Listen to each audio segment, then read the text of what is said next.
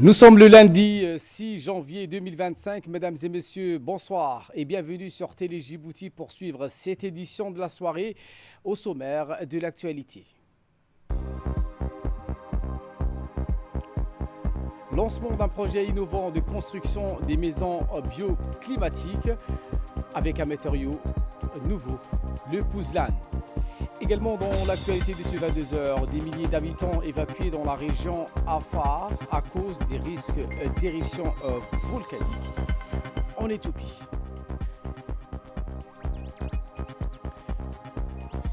Et dans l'actualité internationale au Gaza, où les frappes se poursuivent malgré des négociations à Doha entre le Hamas et l'État sioniste. Voilà pour le sommaire. Merci si vous nous rejoignez sur Télé Djibouti. Cette étape, une étape décisive pour le renforcement du secteur de la santé qui a été franchie aujourd'hui avec la signature d'une convention de partenariat entre le ministère de l'Enseignement supérieur et de la Recherche, signée par son représentant, en l'occurrence le ministre Dr Nabil Mohamed Ahmad, et le ministre de la Santé, représenté également par le ministre tutelle Dr Ahmad Roble Abdillah. Les détails avec Fardous Hussein. Une convention de partenariat a été paraphée aujourd'hui entre le ministère de la Santé et celui de l'Enseignement supérieur. Cette convention vise à consolider les efforts conjoints des deux ministères pour le développement des capacités entre le centre hospitalier universitaire de Djibouti, un pilier essentiel de notre système de santé. Ce partenariat prévoit des actions coordonnées pour renforcer la formation des professionnels de santé, encourager la recherche et innover dans la prestation de soins de santé. Objectif commun est de soutenir le centre hospitalier universitaire de Djibouti dans son rôle central en matière d'excellence médicale et de service aux citoyens. Les deux ministères travailleront ensemble dans un cadre structuré pour mettre en œuvre des projets communs, mobiliser les ressources nécessaires et garantir un suivi efficace des actions entreprises. Cette initiative reflète l'engagement des deux institutions à renforcer durablement le système de santé et répondre aux besoins croissants de la population en matière de soins, de formation et de recherche.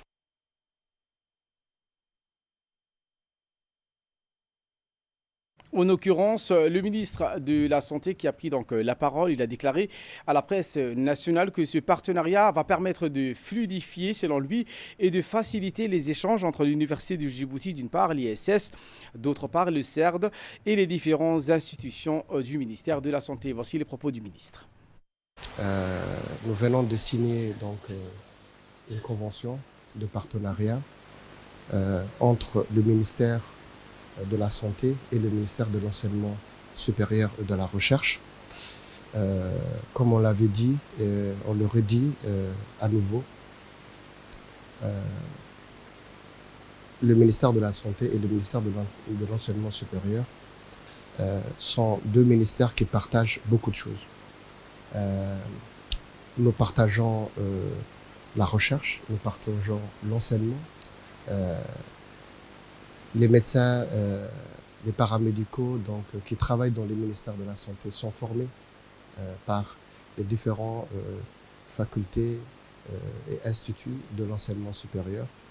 Ce partenariat avec l'enseignement supérieur va nous permettre vraiment de fluidifier et de faciliter les échanges entre l'Université de Djibouti, l'Institut des sciences de la santé, mais également la CERD, et de façon générale le ministère de la Santé, que ce soit le CHU, mais également d'autres instituts de santé publique, mais aussi de recherche du ministère de la Santé. Je voudrais remercier mon frère, mon grand frère, Dr Nabil, d'avoir facilité vraiment ce rapprochement. C'est un rapprochement que nous, au ministère de la Santé, nous avons souhaité et qui se réalise ce matin. C'est une très bonne chose. Nous allons commencer à travailler. Nous, au ministère de la Santé, comme vous d'ailleurs, nous travaillons pour la population. Nous travaillons pour le bien-être, la santé de la population et l'enseignement, la formation constitue un élément important de tout ce qui est offre de soins de santé. Et pour sa part, le ministre de l'Enseignement supérieur et de la Recherche, Dr Nabil Mohamed Ahmed, a souligné que ce partenariat va permettre d'autonomiser les ressources et de collaborer ensemble pour le bien-être de la population djiboutienne et par la même occasion, a-t-il précisé, de respecter la volonté du chef de l'État. Voici les propos du ministre. Je pense que c'est une très grande journée aujourd'hui. Pour signer une convention, il faut être deux. Donc il faut avoir déjà une volonté et l'exprimer et la réaliser. Cher Dr Ahmed, nous avons pu le faire parce que justement il y a une très bonne entente et nous respectons par la même occasion la volonté du chef de l'État d'optimiser nos ressources et de collaborer pour le bien de la population. Monsieur le ministre, vous avez eu ce courage de lancer le centre hospitalier universitaire. Comme chaque chose, les gens qui sont de l'université, tous les Djiboutiens témoignent. Quand on a commencé l'université, on est parti de rien. Et aujourd'hui, comme vous disiez tout à l'heure, c'est un succès. Le centre d'études et de recherche, c'est la même chose. Et toutes les institutions djiboutiennes, quand on a commencé, il faut commencer par quelque chose. Donc aujourd'hui, il y a le CHU. Et vous l'avez rappelé encore une fois, monsieur le ministre, la vocation d'un CHU, c'est d'abord les soins. Mais pour bien soigner, il faut former les gens et faire de la recherche. Et je pense que plus que jamais aujourd'hui, la République de Djibouti a les personnes, les intellectuels, les personnes formées qui sont capables de conduire ces CHU et atteindre les objectifs. Et pour cela, il faut une coordination, une collaboration, une optimisation des ressources. Nous espérons en tout cas, monsieur le ministre, à travers cette convention, que nous attendrons les objectifs formés, de faire toujours les objectifs, pour faire que notre pays soit toujours un pays où il y a des soins d'excellence au service de la population. Vous avez parlé également que c'est une convention, dans un premier temps, je dirais, entre les deux ministères, mais qui va aboutir dans une convention plus précise, aussi bien au niveau de l'université à travers la faculté de médecine, mais également du centre d'études et de la recherche pour et de l'université pour tout ce qui est recherche. Et enfin avec l'Institut des sciences de la santé pour la formation des paramédicaux.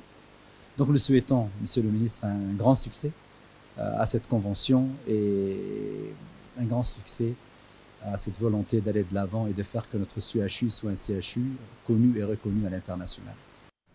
Et voilà qu'il nous ramène de parler de ce projet pilote, la construction des maisons bioclimatiques en pouzelane.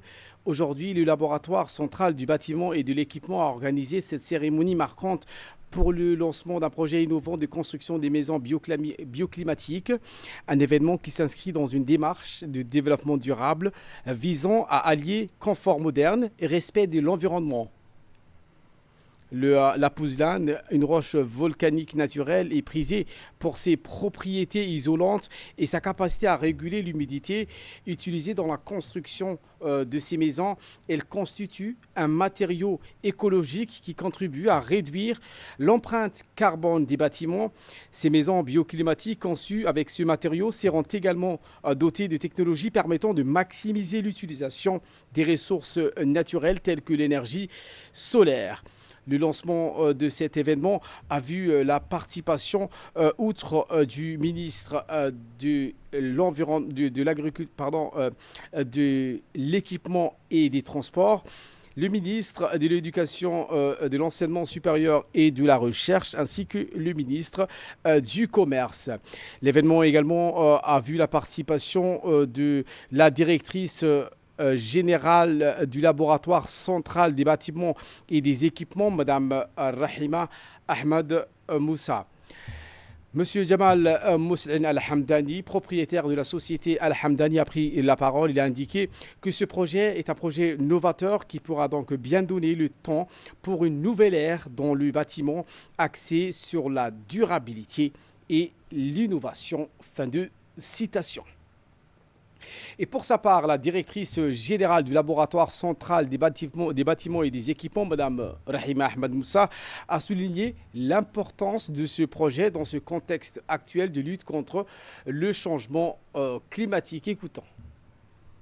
Il est important de souligner que cette initiative a pu être menée grâce au soutien exceptionnel et à la contribution indéniable de son Excellence, Monsieur le Président de la République, Hadji Ismaïl Merguele, qui a placé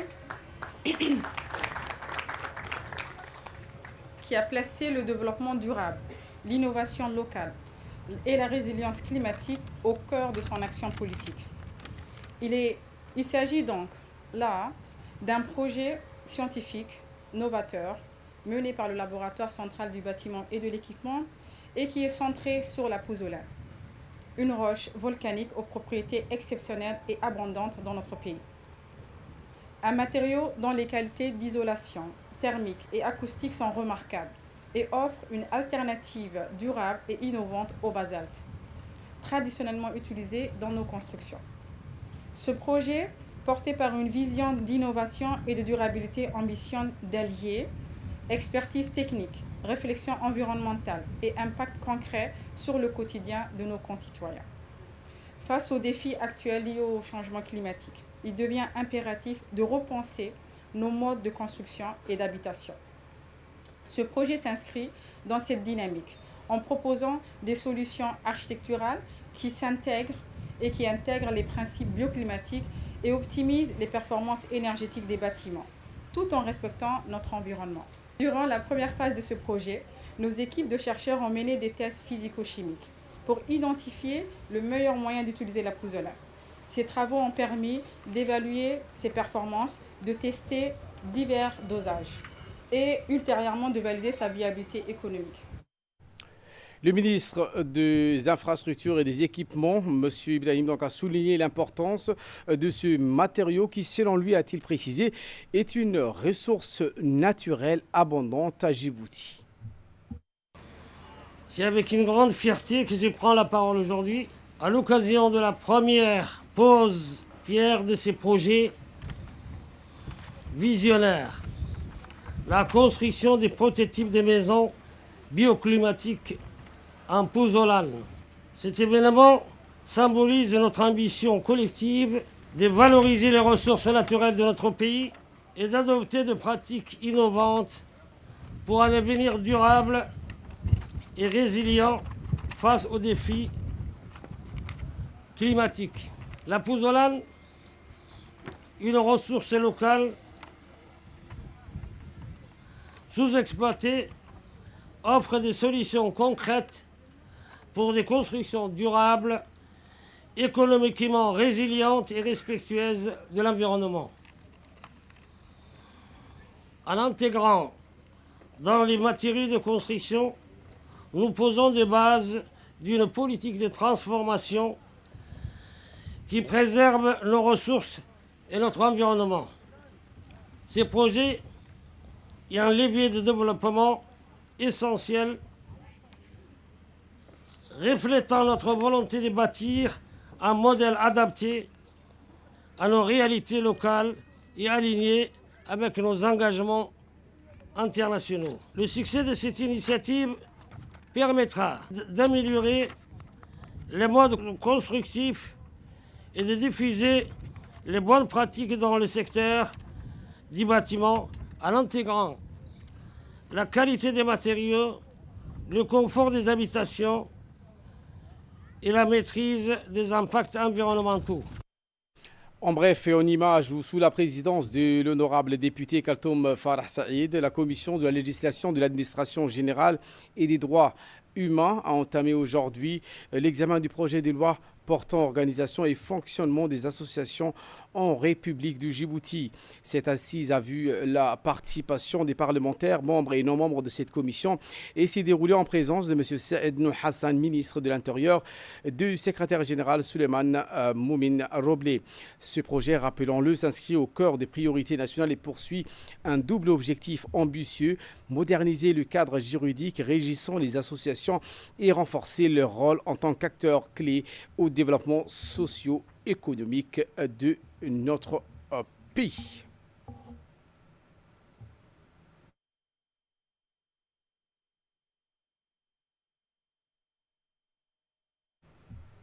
Dans le cadre du lancement officiel du budget de l'État pour l'année 2025, le ministère du Budget a organisé une réunion stratégique regroupant ces différentes directions techniques, un événement qui s'est tenu à la salle de réunion du ministère, offrant un cadre juridique propice et des échanges approfondis sur les nouvelles dispositions budgétaires et les projections financières. Réunion qui a débuté avec une présentation détaillée de la loi de finances initiale 2025 avec un focus particulier sur les recettes générales prévues. Cette étape a permis de mettre en lumière les principales sources de revenus de l'État pour l'année à venir tout en soulignant les efforts continus pour diversifier les recettes et améliorer leur collecte. Dans la continuité de cette réunion consacrée aux recettes générales de la loi de finances initiale de l'année 2025, une seconde rencontre s'est tenue, même toujours à la salle de réunion du ministère du Budget, mais celle-ci portait sur les dépenses générales prévues pour l'année 2025, offrant ainsi une vision complète des grandes lignes budgétaires de l'État. Les représentants de différentes directions techniques ont assisté à cette présentation détaillée de dépenses inscrites dans la loi de finances initiale. Une présentation qui a permis de mettre en avant les priorités budgétaires pour l'année à venir, notamment les investissements stratégiques dans les infrastructures, l'éducation, la santé et les programmes sociaux. Parmi les points clés abordés, les nouvelles mesures intégrées dans la gestion des dépenses ont retenu l'attention. Ces initiatives visent à rationaliser les dépenses publiques et à maximiser leur impact sur le développement national.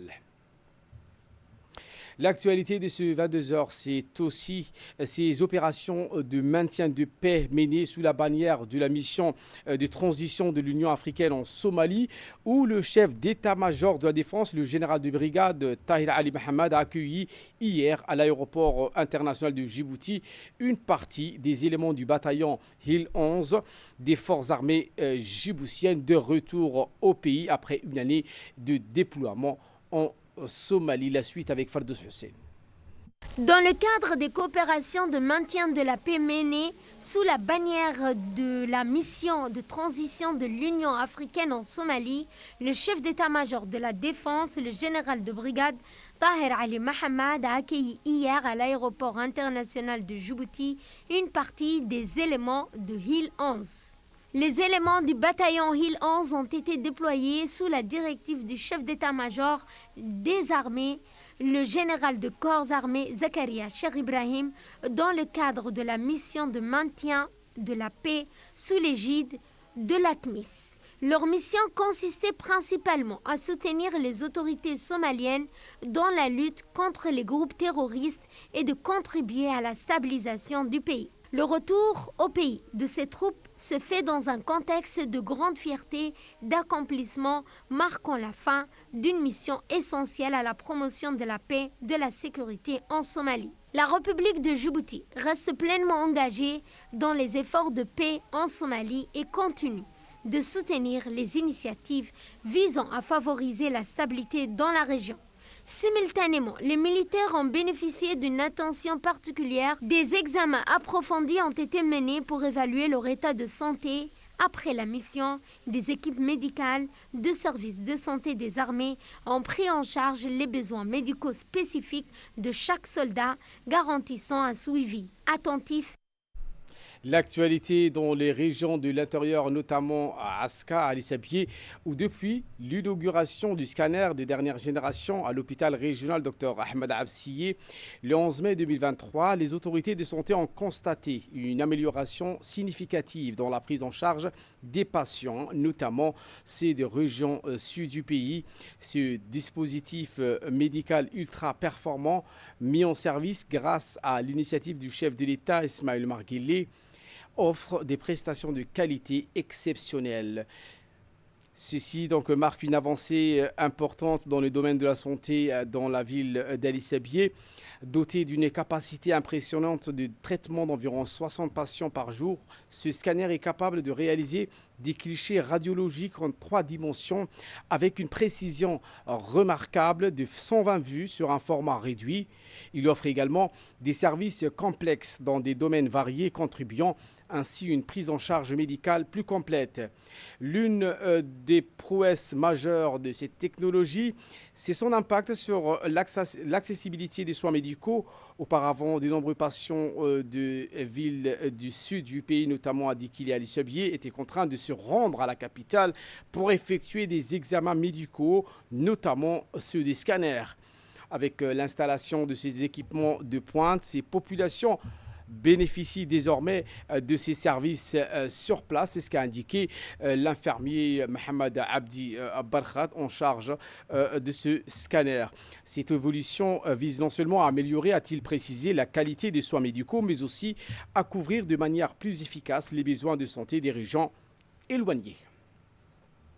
Et pour sa part, le directeur général de l'hôpital régional d'Ali Sabieh, M. Mohamed Miguel Hassan, a indiqué que ce scanner, depuis qu'il a été mis en place, a cessé donc de faire évacuer des nombreux patients nécessitant des examens radiologiques vers la capitale Djibouti-Ville, ou souvent dans des conditions difficiles et avec un retard médical considérable pourrait nous apporter beaucoup de soucis. Aujourd'hui, grâce à cet équipement de pointe, ces évacuations ne sont plus nécessaires car les patients peuvent désormais bénéficier de ce même service de qualité directement sur place à Ali Sabieh, réduisant ainsi les coûts et les délais d'attente. Le directeur général de l'hôpital régional, Mohamed Miguel, a loué que cette initiative contribue directement à améliorer l'accessibilité des soins de santé pour les populations vivant dans le milieu rural.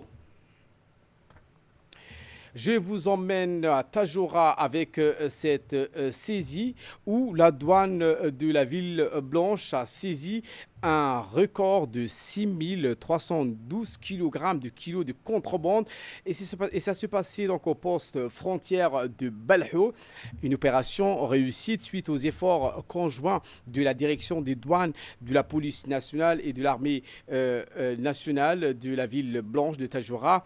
Le directeur général de la douane et des droits indirects, M. Gouled Ahmed Youssouf, a félicité donc tous les collaborateurs avec les douaniers en place. Et voilà qui nous ramène de parler de cette mission au sultanat de Oman, où c'est l'occasion d'une visite pour prendre part à une cérémonie de clôture de formation au profit de 10 officiers de la garde-côte djiboutienne, des formations spécialisées à l'Académie des sciences policières du sultan Qaboos. Une cérémonie qui a coïncidé avec la célébration de la journée de la police royale de Oman qui se tient le 5 janvier de chaque année et qui s'est tenue sous les hauts patronages de son Excellence Khalid Ben Hilal Al-Boussaidi. L'événement a également vu la participation de l'ambassadeur non résident de Djibouti auprès du sultanat de Oman, son Excellence Diadine Saïd Bamakrama. Il a salué le professionnalisme et le sérieux des stagiaires djiboutiens qui ont donné, selon l'ambassadeur, une image exemplaire de notre pays.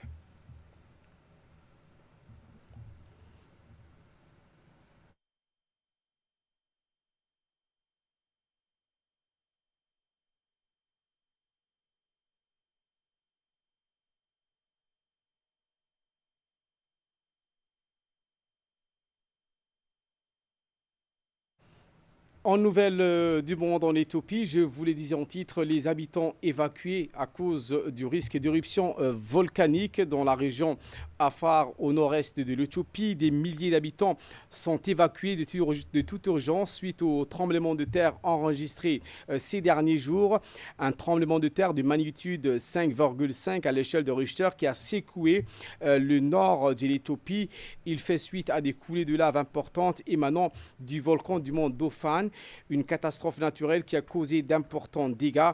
Aucun blessé n'a été signalé pour l'heure. L'Afar est l'une des régions les plus chaudes de l'Éthiopie avec un passé d'éruptions volcaniques et de tremblements de terre très fréquents.